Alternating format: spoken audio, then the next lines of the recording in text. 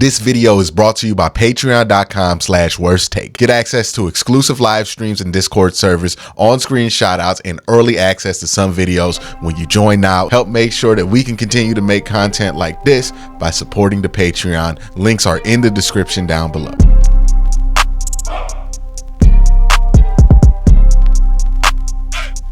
Hey, another thing to talk about that I thought about after I recorded the video, so I wanted to put it in at the beginning before I get into these draft prospects, is Nick Chubb re-signed with the Browns, or restructured with the Browns, a better way to put it. Basically, he lowered his cap number initially so that the Browns can save some money if he does not come back well from injury, but he has incentives that pretty much put that money back up at the same. What this means for the Browns is that they feel good about everything going on with Nick Chubb, right? If they felt bad about it, they would have tried to cut him because his contract was cuttable. And if Nick Chubb felt bad about his ability to get back to form, he wanted to switch to more of an incentive-laden deal.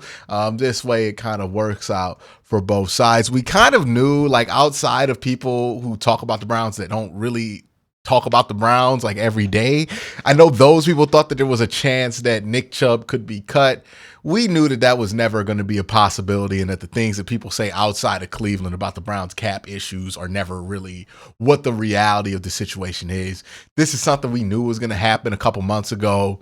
Now it's happened, and that's really it. Didn't think it was worth making a whole video for, to be honest with you. So I'm just going to attach this to the beginning of what I already had planned today. So now you can please enjoy that. There are a lot of Browns prospects that we've talked about a ton, right? Keon Coleman is somebody who consistently comes up in conversation. Xavier Worthy is somebody who has come up in conversation a ton. Roger Rosengarten on this channel is somebody who's come up in that conversation a ton. But there are some draft prospects for the Browns that I think would be interesting, or at least worth a conversation to have, that we haven't heard much about, that we should probably start to have more of a conversation on. So that's what this video is going to be about today. These are going to be the Browns draft prospects you haven't heard much about, but should hear more about. Now, I'm going to break this down into different rounds, in different categories of players who could be taken in these rounds. So we got second, third, fourth through fifth, sixth through seventh, and then a couple of undrafted free agents that I want to talk about as well. So the first name I'm going to talk about is Ororo. I think he is somebody who could sneak into that picture for the Browns at defensive tackle. He's probably the best run defender in this year's draft class. The Browns, make no ifs about it. I don't know if Siaki Ika is a whiff yet, but it sure feels like a whiff. I think they were trying to get a run defender with a big body last year, and I just think they found out that that doesn't work last year, and that's why they're making moves to make sure he doesn't see the field. So I would question how long they're going to continue with this experiment. Andrew Berry and Kevin Stefanski do like to stick things out just a little bit longer than most people would. Sometimes that pays off and you get a David Njoku. Sometimes it does not pay off and you get an Anthony Schwartz. I tend to think that this is leaning more towards Anthony Schwartz territory. So I think defensive tackle is on the board for the team. I think Ororo would be somebody who could hold it down on a run defense part in a couple of years, and maybe even do some rotational work this year. I do think Ruke can make the roster and actually be active on game days. If you're looking at part where the Browns had issues last year, they were great rushing the passer from the defensive tackle position. They were okay stopping the run from the defensive tackle position. So I think if you want to add somebody, you can add somebody there. Another guy in that second round conversation that we haven't talked much about, and it's usually because I'm talking about Roger Rosengarten, I'm talking about Kingsley Sumatia being somebody that the Browns could take as a project in the second round. But Karan Amagaje from Yale is an interesting prospect. Now, he played at Yale, which is tough to get some evaluation on, because not only is that FCS, but for those of us who are familiar with the FCS, Yale plays in the Ivy League, which is a really bad conference in the FCS in terms of quality of football, right? Like, it's one thing when you have a Mason McCormick who played at the Missouri Valley, which I think the quality of football in the Missouri Valley is pretty similar to the Sun Belt in the MAC, or, you know, there's the West Coast Conference that they have in the FCS as well, the Big Sky, where I think it's kind of comparable, and some teams in the CAA are a little bit more comparable to like Group of Five conferences. But the Ivy League is bad when it comes to talent. So it's really hard to evaluate these guys when they're going up against competition that is likely not even going to make a UFL roster, right? So that is difficult to see, but I think the tools are there for Kieran.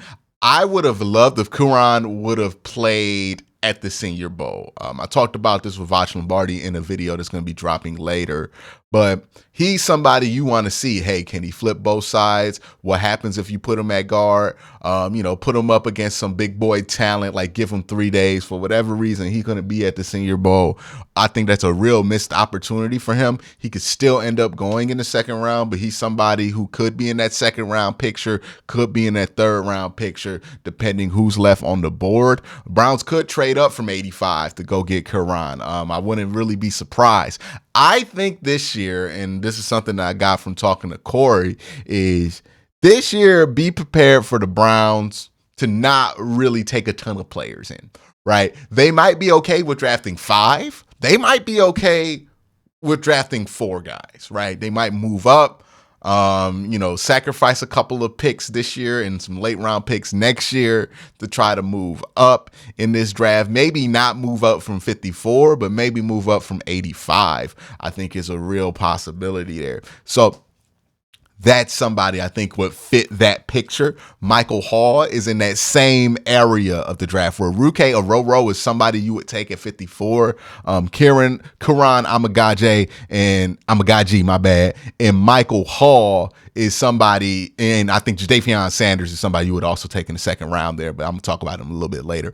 But Michael Hall is also somebody who would be in that if you trade up from 85, you should probably go after a Michael Hall. I don't think he's somebody you take at 54. It's a little bit too rich for him. But if you get him at 60 or 70, I think you got a really good player. He's somebody who fits the traditional mold of what the Browns want to do. I see him as being somebody who could replace what Maurice Hurst does for this team in the long run. He's a very twitchy, very quick, athletic defensive tackle, slightly undersized, but I still think big enough to get the job done. This isn't a Tommy Togiai situation. He's a much better athlete than Tommy Togiai. Has that next level twitch. He was bringing all the juice to the Senior Bowl. Really liked what he put out there that week, and his tape is fine. So he's somebody who we haven't talked about much in that third to second round conversation, but I think can be in that third to second round conversation. Jadavion Sanders, it's also another interesting name here.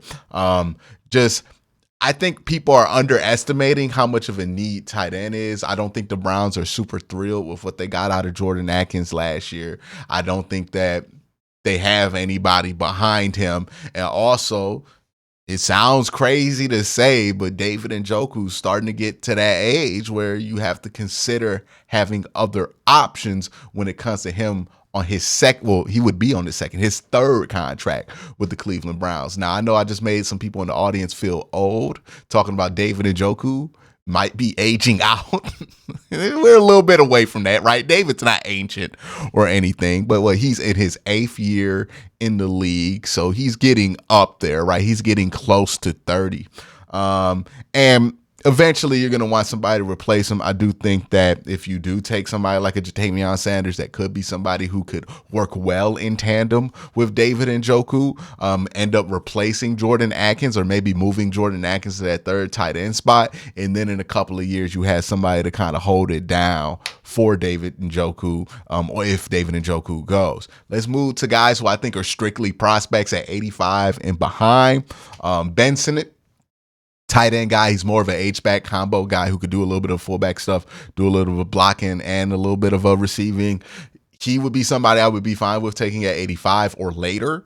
Blake Fisher is somebody who I like at tackle. Like if you can't get your hands on a Karan Amagaje, if you can't get your hands on a Christian Jones, who I'm going to talk about, or Roger Rosengart and Blake Fisher, I think he has a lot to offer there. He's playing on the right side. You have to be sure in your workouts that he can flip to that left side. If that's something you feel like he can do, if that's something he feels like he can do, then you can make that selection.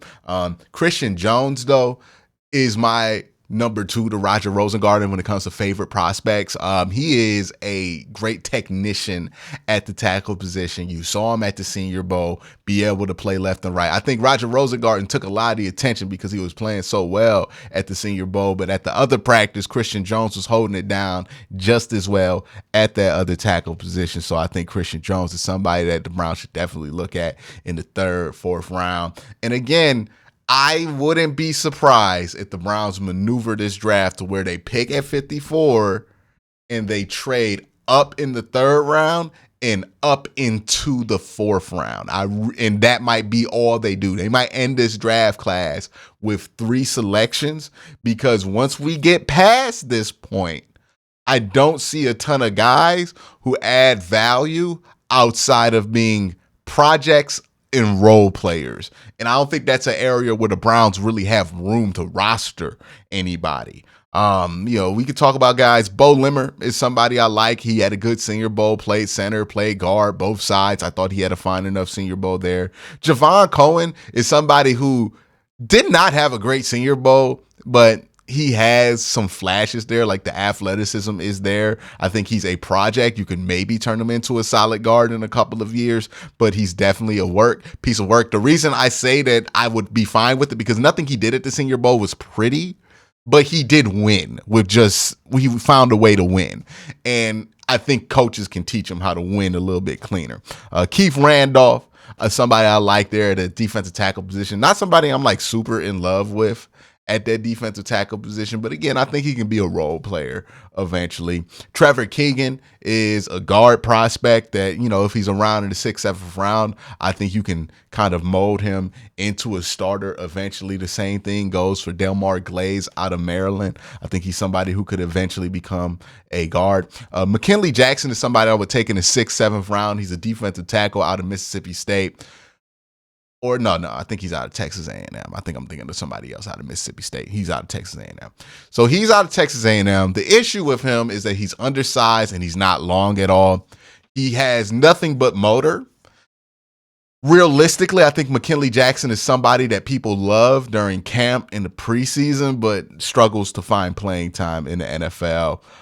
But I think he's worth bringing in just to have somebody in camp. And then my undrafted free agents, Christian Turner III out of LSU, had a fine Senior Bowl. The tape's not great on him, admittedly, but the Senior Bowl footage is much better on him, much kinder to him. So I would be fine taking him as a undrafted free agent. Ladarius Henderson, the tackle out of Michigan. I think people project, well, not tackle, he's a guard out of Michigan. I think people project him at guard as well. He will play guard. He's fine. He's an undrafted free agent. Honestly, I'll be honest with you. I don't see much of a difference between Trevor Keegan and Delmar Glaze, who I would draft, versus Charles Turner and Ladarius Henderson. I think they'll end up being similar levels of players in the long run if they get the right situation. But that's my guys, the draft prospects that I don't hear a lot of people talking about that I think could be taken by the Cleveland Browns. Let me know what you think in the comment section down below. Y'all have a great day. Have an even better night. Peace.